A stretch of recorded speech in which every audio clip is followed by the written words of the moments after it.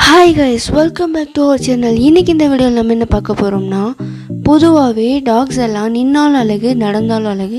அது பண்ணுற சின்ன சின்ன விஷயங்கள் கூட அவ்வளோ ரசிப்போம்.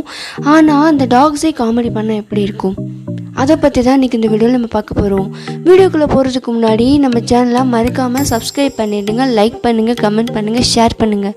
நீங்கள் பண்ணுற சின்ன சின்ன லைக்கும் கமெண்ட்டும் தான் எங்களை பெரிய அளவில் மோட்டிவேட் பண்ணுது.